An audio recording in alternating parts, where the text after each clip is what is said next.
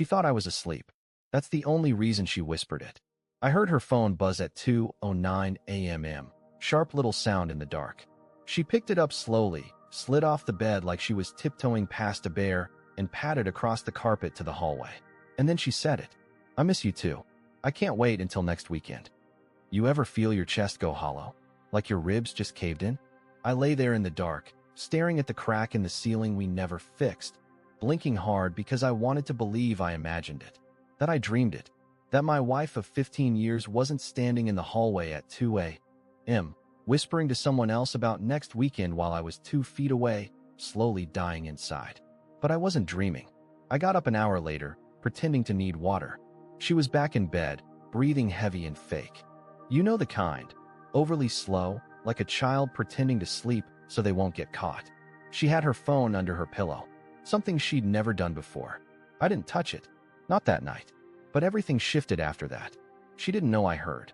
She went on with life like normal, smiling over coffee, asking if I fed the cat, texting at red lights. But I was unraveling. Quietly, pathetically, I started noticing everything. She started wearing perfume again, a kind I'd never smelled. She changed the passcode on her phone. She even started going out on Wednesday nights. Who goes out on a Wednesday night? And every time I asked, she had a reason. Work dinner, yoga class, her cousin Ellie's bad breakup. Do you know how many breakups Ellie supposedly had that year? 5. But I never confronted her. Not once. I just started writing everything down. Not in a journal. That's too dramatic, even for me. I wrote it in my notes app. A little list. April 9th. Came home at 1:12 a.m. Said car broke down, no mechanic receipt. April 17th. Wine glass and sink. I don't drink wine. Said she had a headache. May 3rd. Work thing. Ended at 8. GPS says she left hotel at 11:42. Yes, I checked her GPS. I know how that sounds. But after you hear your wife whisper to someone else while she thinks you're asleep, something in you snaps. You stop caring about dignity. You just want the truth, even if it kills you. And then, the worst part. May 19th. Our anniversary. I made dinner. I lit candles. She texted at 6:23. Don't wait up. Stuck in meetings. No gift. No card. Not even a call. I sat at the table with 2 plates of cold pasta and a stupid bottle of wine I bought thinking maybe, just maybe, she remembered. I waited until 10, blew out the candles, and threw everything in the trash. And that night, as she came home humming like nothing was wrong, something in me quietly broke. I didn't yell. I didn't cry. I didn't even ask where she was. I just started counting down. 5 weeks later, while she was at her company retreat, I packed 1 bag. Not even all my stuff. Just enough. I left my wedding ring on the nightstand, next to the anniversary card I had written but never gave her. Then I turned off my phone. I deleted my socials. I booked a bus. Not a plane. A bus. No one checks buses. I disappeared. No note. No confrontation. No fight. I didn't want her apologies. I didn't want her excuses. I wanted to become a ghost. And for 2 years, that's exactly what I was. But she didn't stay in the dark forever. Because 2 years later, she saw me again. And by then, everything had changed. The thing about disappearing is, it's not nearly as glamorous as movies make it seem. There's no dramatic storm, no echoing slam of a door, no last-minute airport sprint. For me, it was a Tuesday. Quiet. Windless. I left the keys on the kitchen counter, my wedding ring resting beside them like a gravestone. My old gray hoodie hung on the chair. I'd worn that hoodie on our honeymoon. I don't know why I left it there. Maybe I wanted her to feel something when she saw it. Or maybe I was just a coward who couldn't pack properly. I booked the first long-distance bus heading north. I didn't even know the final destination. Didn't care. Somewhere cold. I wanted cold. I needed the kind of air that hurt to breathe. Maybe to remind me I was still alive, because inside, I wasn't so sure anymore. I turned my phone off halfway through the ride. Deleted every account. Bank, social, email. I became no one. Edgar Miles was gone. The first few nights in that dingy motel were brutal. You think disappearing gives you power, freedom. It doesn't. It gives you silence. So much silence, it starts to feel like it's screaming. I stared at the peeling wallpaper, wondering if she even noticed yet. Was she crying? Panicking? Or was she curled up in someone else's bed, laughing at how easy it was? The truth? I didn't even know if I wanted her to miss me. Part of me hoped she did. But the other part, the part that had died quietly over the last 2 years, just wanted to vanish so hard she forgot my name. I got a job under a fake last name at a mechanic shop outside a small town no one's heard of. I wasn't even good with cars. But I showed up early, kept my head down, and people left me alone. That was all I wanted. Nights were the hardest. I'd lie awake, thinking about the version of me she destroyed. The Edgar who brought her flowers for no reason, who learned how to cook Thai food just because she loved it, who built her a bookshelf from scratch one Christmas because she said she wanted to read more. That Edgar was dead, and no one seemed to notice. But here's the twist she didn't expect. Silence doesn't stay empty forever. About a year in, I started running. Not from her, but literally running. Every morning before the sun came up. 1 mile became 3, then 5. I stopped eating trash. I dropped 30 pounds. People started treating me differently. I grew out my beard, got new teeth, new glasses. No one called me tired or soft anymore. I didn't even recognize myself when I passed a mirror. Then came the job offer, completely random. A customer at the shop noticed how organized I was, how I handled chaos calmly. Turns out he ran logistics for a shipping company and needed someone to help streamline operations. Offered me a trial position on the spot. I said yes. I don't know why. Maybe because it sounded like a life. A real one. Not survival. Not hiding. 6 months into the new job, I had an apartment, a savings account, and people who respected me. Not for being a good husband, just for being me. It was the strangest thing. I built more in 18 months alone than I did in 15 years with her. And that's when it happened. That's when Jenna found me. I still don't know how she did it. Maybe a private investigator. Maybe she followed some breadcrumb I missed. But one cold Saturday afternoon, I walked into a quiet coffee shop, and there she was, sitting at the corner table.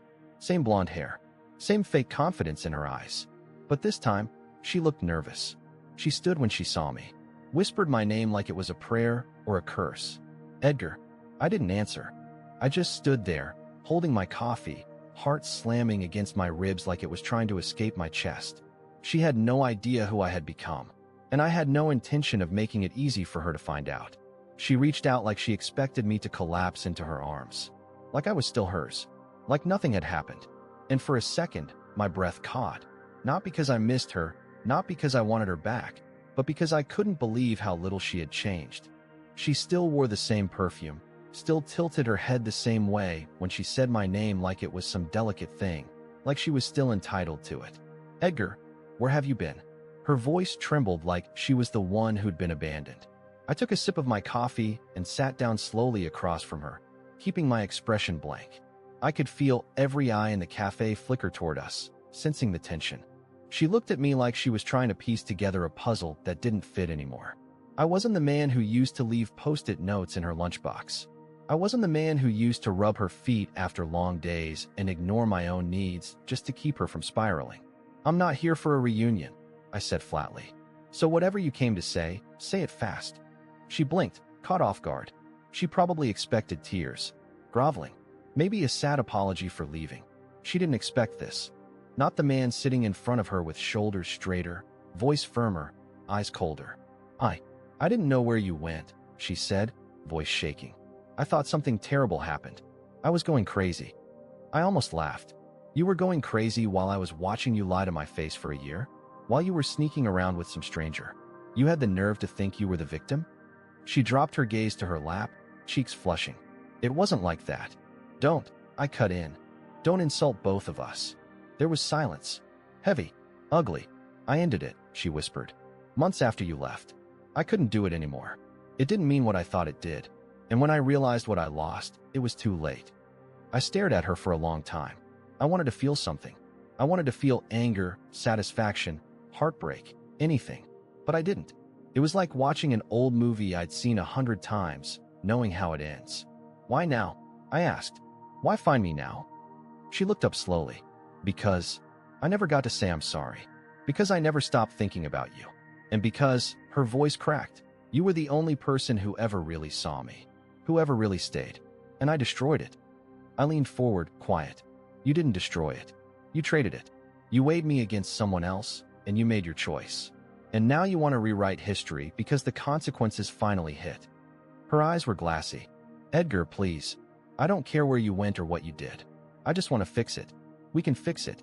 That's when I smiled, and not kindly. You're right about one thing. You don't care where I went. You don't know what I've had to rebuild, what I lost, what I had to become just to stop waking up with your name in my nightmares. You don't care about any of it. You just don't like that I'm okay without you. She flinched like I slapped her. But I wasn't done. Let me be clear, I said, standing. I didn't vanish because I was weak. I vanished because if I stayed, I would have broken myself trying to hold together something you already burned down. You don't get to ask for a second chance after the ashes settle. I left my half-finished coffee on the table and walked out. She didn't follow me. Not this time. But she wasn't done. Because a week later, she showed up again. And this time, she brought someone with her. I noticed them before I noticed her. I was leaving work early that day, head still buzzing from spreadsheets and deadlines, when I saw a familiar posture near the parking lot, shoulders slightly hunched, hands clasped too tightly, like someone bracing for impact.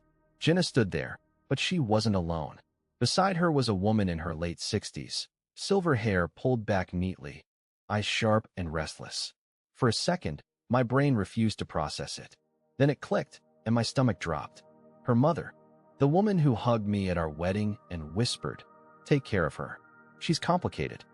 The woman who sent me birthday cards long after Jenna stopped remembering them. The woman who once told me, during a rough patch, "You're the reason she doesn't fall apart." I almost turned around, but my feet didn't move. "Edgar," Jenna said carefully, like she was testing the sound of my name in public. "Please, just listen. 5 minutes." Her mother looked at me with an expression that wasn't anger or pity. It was something worse. Recognition, like she already knew exactly how this story went. "You shouldn't be here," I said quietly. "Neither of you." Her mother stepped forward before Jenna could speak. "You don't owe us anything," she said. "I know that." I told her not to come, but she wouldn't stop crying. Wouldn't sleep. Wouldn't eat. She's been unraveling for 2 years, and She paused, swallowing hard. "I needed to see you. To see if you were real, or if she imagined you." I let out a humorless breath. "Trust me, I'm real." Jenna's voice cracked. "Tell him," she whispered. Her mother closed her eyes for a moment, then looked straight at me. She didn't tell me the truth at first. About the affair. About how long it went on. I found out on my own. She turned to Jenna briefly, disappointment flashing across her face, then back to me. "And when I did, I told her she was going to lose you. That some things don't come back." Jenna's face crumpled. "Mom, please." "No," her mother cut in. "You begged him to stay once. I remember. You said he was boring, predictable, safe. And now you want him back because the chaos finally scared you." The silence that followed felt heavier than any argument we'd ever had. I should have felt vindicated, triumphant, but all I felt was tired. "I didn't come to argue," her mother said softly. "I came to say thank you. You were good to her, better than she deserved at the end. And I'm sorry she turned your loyalty into something disposable."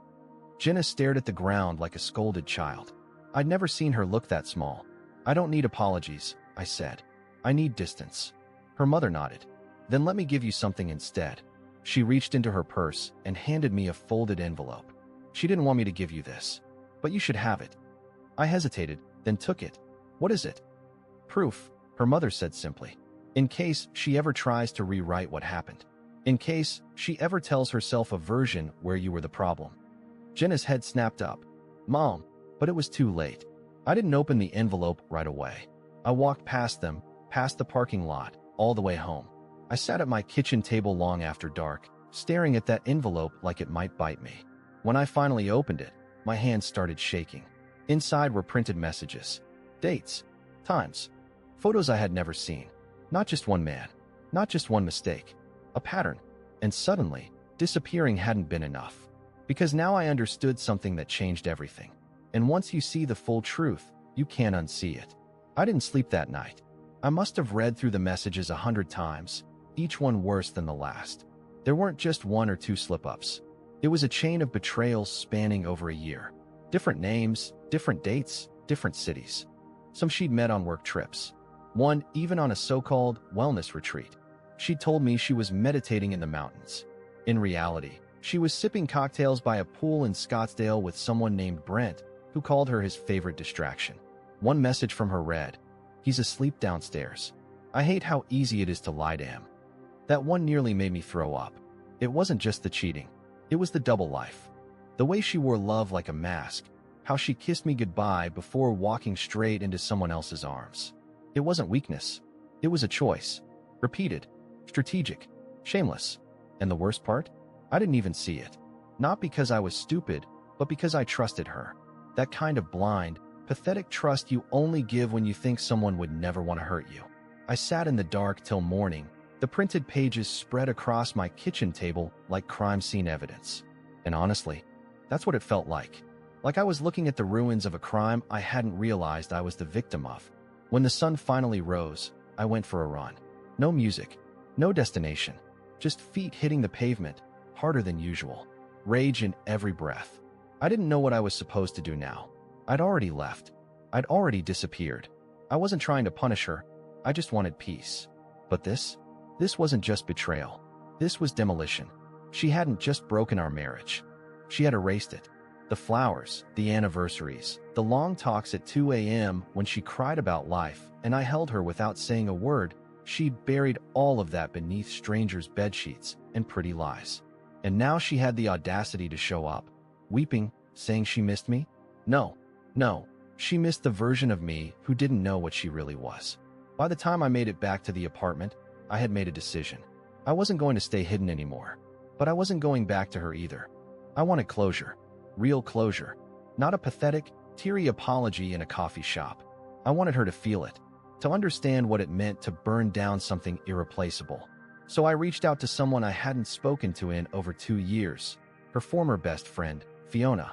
Now, Fiona and Jenna had a falling out just before I disappeared. It was messy. I never knew what it was about, but it ended with Jenna calling her a backstabber and blocking her on everything.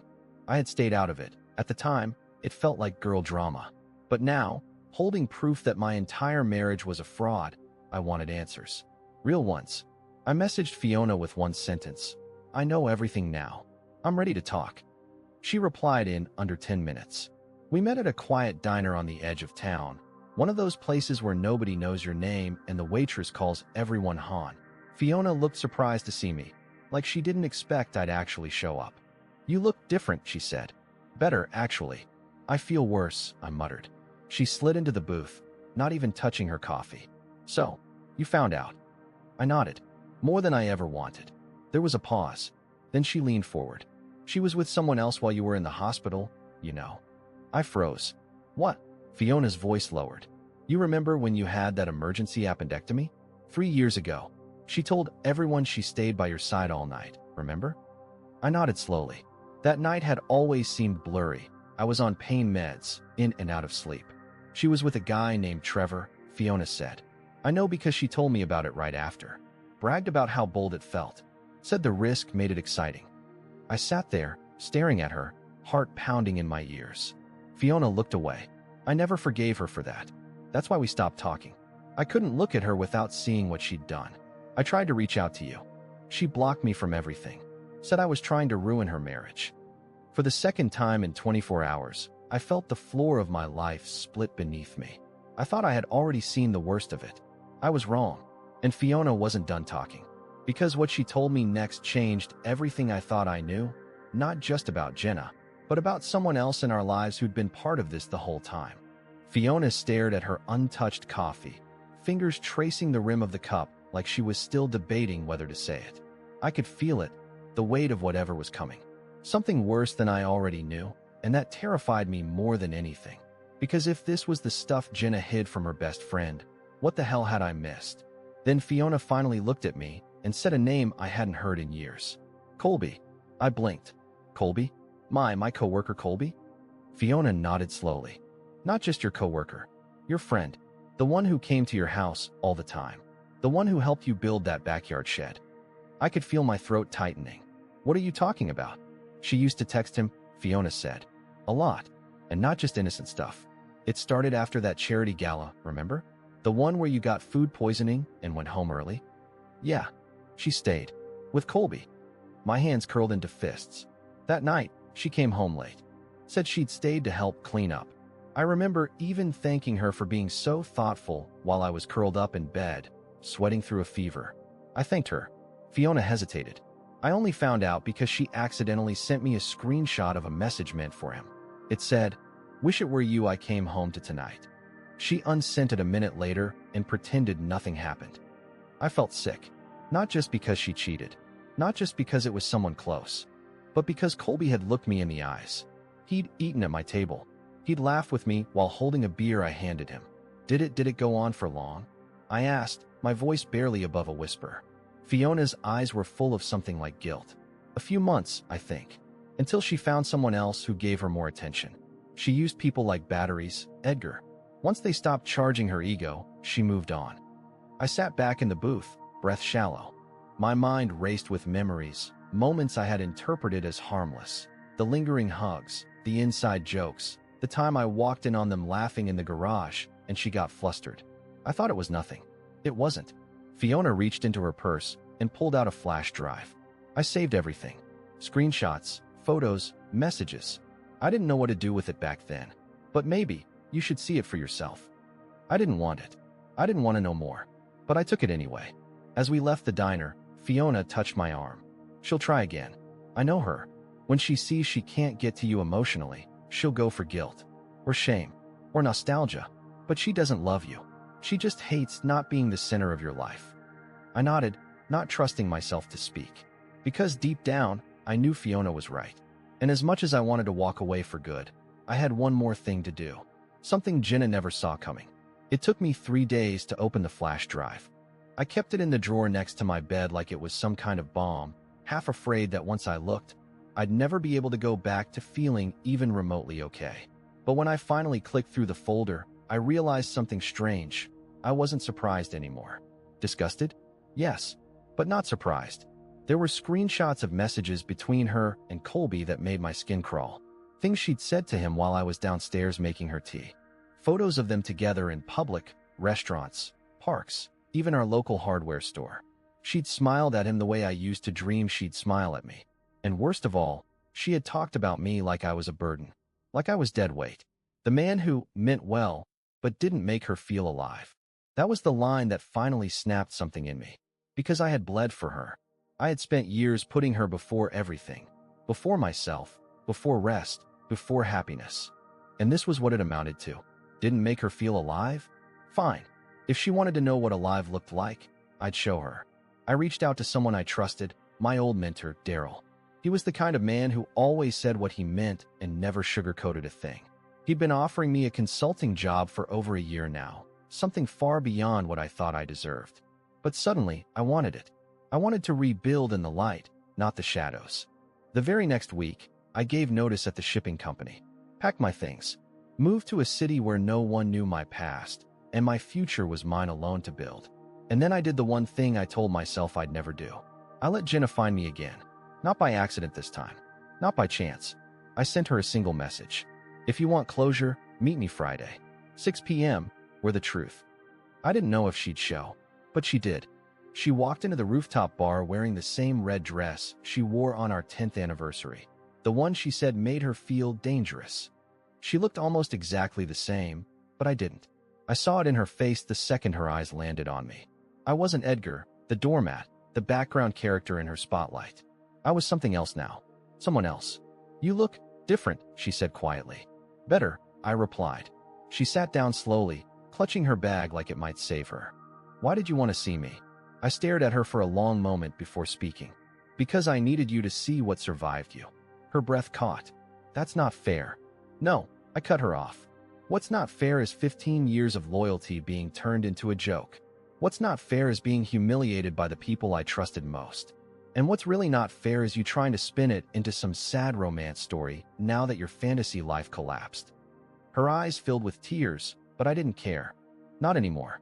You didn't just cheat, Jenna, I said. You replaced me in every way. And when I finally left, you weren't sorry. You were exposed. That's why you came back. Not because you love me. Because you don't love being alone. She opened her mouth to speak, but I wasn't done. I forgave you, I said. Not because you asked for it, but because I didn't want to carry you anymore. And now I'm done with this chapter. You don't get access to who I am now. You lost that. You traded it for cheap attention and lies. So consider this the final goodbye. I stood, walked to the edge of the rooftop. looked out over a city she'd never belonged to. And for the first time in years, I felt free. But that wasn't the end. Because one more twist was waiting. One I never saw coming. I didn't look back when I left the rooftop. Her voice didn't follow me. No running footsteps. No last-minute apologies. Just silence. And it was beautiful. For once, it didn't feel empty. It felt earned. I walked 3 blocks to my new apartment, the one with high windows and no ghosts in the walls. My bag was already packed. I wasn't running. I was moving. Forward. And this time, I wasn't dragging a past that never loved me. The consulting role with Daryl turned out to be more than just a job. It became a doorway into a life I never imagined I was allowed to have. I traveled. I worked with people who respected me. I got invited to rooms I never would have entered before because someone always told me I wasn't ambitious enough. Jenna used to say I played it safe. Truth is, I was just waiting for permission to want more. And now I gave that permission to myself. 6 months later, something unexpected happened. I met someone. Her name was Elise. Not flashy, not loud, not someone who dominated every room, but someone who noticed. She noticed when I was quiet. She noticed when I got overwhelmed. And she never made me feel like I had to shrink to keep her interested. I didn't tell her everything right away. I wanted to heal before turning my pain into a conversation piece. But when I finally told her what happened, about Jenna, about how I disappeared, how I became someone else just to survive, she didn't flinch. She looked me in the eye and said, "I'm proud of the version of you that saved himself." We didn't rush anything. That was the beauty of it. We took long walks, cooked together on rainy nights, shared quiet without needing to fill it. I realized I didn't need fireworks or chaos. I just needed peace. And now I had it. Jenna tried reaching out one more time. A short email. No drama, no begging. Just one line. "I saw a photo of you smiling. I'm glad you found something I couldn't give." I didn't reply, because she was right. I found more than closure. I found me, and he was worth waiting for.